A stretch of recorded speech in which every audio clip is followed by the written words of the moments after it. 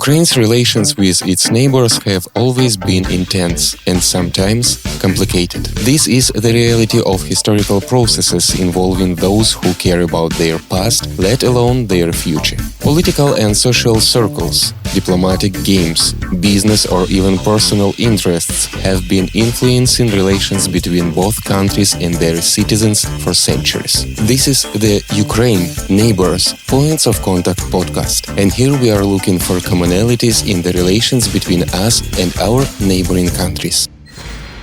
Ukraine-Slovakia, terra incognita.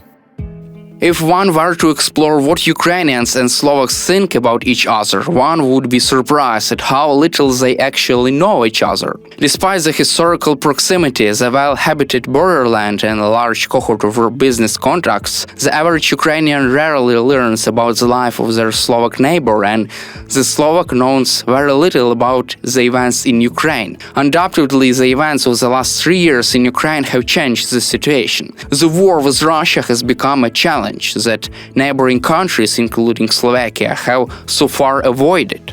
They are protected by their membership in the European Union and NATO, but they owe no less to the struggle of Ukrainians. The battlefield and the actions of large or smaller social groups are watched throughout attention to what is written in the media. After centuries of living near each other, Slovaks are only now discovering the country they are neighboring, says Slovak writer and publicist Michal Horecki.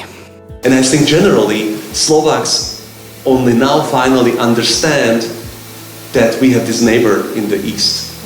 You know, in 2018 I came back from Knižný Arsenal in Kiev. I told to all my friends that Ukraine much better understands where it belongs. It's much more pro-European, much more open society, much more liberal. Politicians and society are not the same thing. Democratic and liberal values work in a particular way in Slovak social and political circles.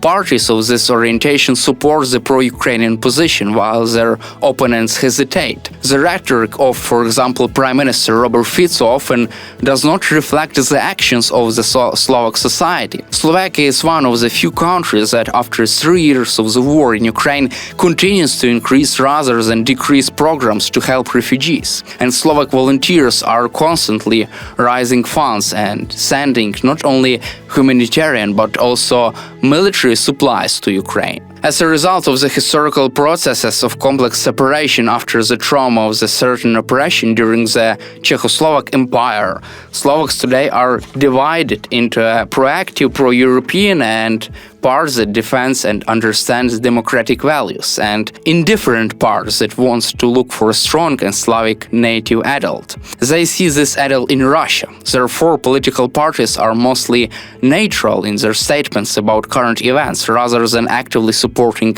either the Ukrainian or Russian position in the war. Slovak political analyst Grigory Mesezhnikov explains the situation by the peculiarities of the political activity of Slovak society in general. Of course, regrettable that a big part of population is indifferent. I think it's not very moral attitude. Let's say 30-35% of people, they do not have any opinion about Russian-Ukrainian war. So it's indifference, not very healthy, I would say. But among others, the proportion is 2 to 1. So twice more people who have some opinion, they are in favor of Ukraine, they are supportive of Ukraine.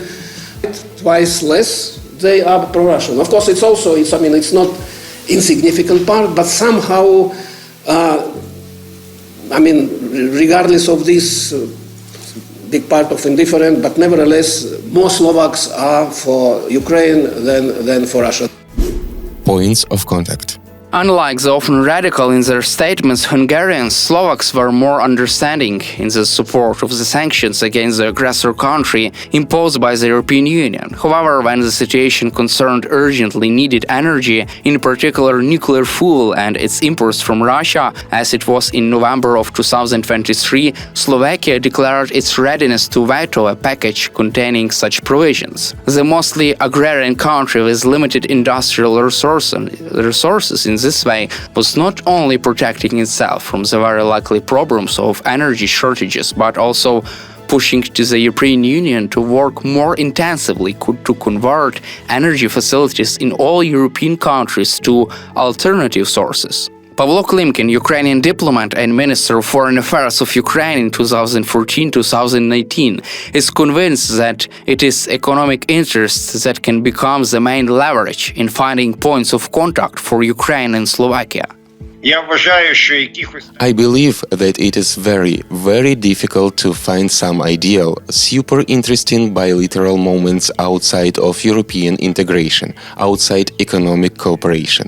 And we don't really have the intellectual and human capabilities to do so. We have important neighbors, and we are always focused on the Poles, Hungarians and Romanians. It will be difficult for us to find a lot of human resources and time to work with Slovakia outside of economic and European integration contacts. People will do it, communities will do it, businesses will do it, but the state is not likely to do it. It is legitimate to protect and defend what is yours, and Ukrainians truly understand this position of the Slovaks. After more than 30 years of independence, they too have to constantly prove that Ukraine is not Russia and that Ukrainian does not equal Russian. In November 2024, Ukrainian football player Anatoly Turbin, who was called a Russian by a Portuguese journalist, had to strongly emphasize this for all the media. And such cases are not rare. All the states of Central and Eastern Europe in one or another way are fighting for self-determination and the values of liberal democracy, says Grigorij Mesezhnikov. Ukraine, of course, in different manner, in different degree, Ukraine is now fighting for its independence and national survival.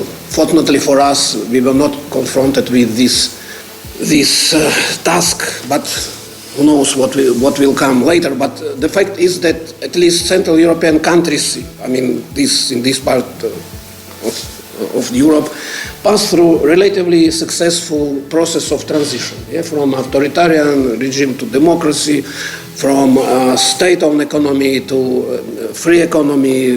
The human rights institutes were in court and societal development. So it was more or less the confirmation that liberal democracy still is very attractive. Democracy as such, especially liberal democracy, needs some energizers from inside, and we see that on the different levels, on the level of political elites, on the level of population, level of maybe business, it was kind of satisfaction with the state and the understanding that it needs really to protect this regime, this system, not only externally but also internally, from those who are, from different reasons, dissatisfied with liberal democracy, they're enemies of liberal democracy. Either they have the interests which are not in full compliance with liberal democracy. You can find this, in all sectors of society, not only in Central European countries, in which part of the population is still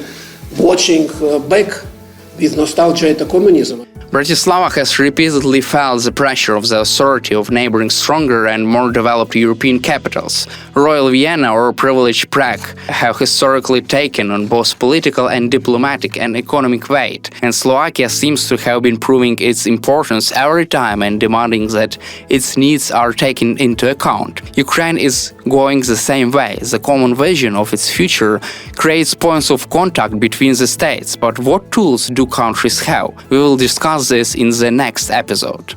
Seeking understanding and not hitting sore spots is an important skill for those who are responsible neighbors. This is the Ukraine Neighbors Points of Contact podcast, a project to find commonalities in Ukraine's relations with its neighboring countries. The podcast was created with the financial and organizational support of the Heinrich Böll Foundation, Kyiv office, Ukraine.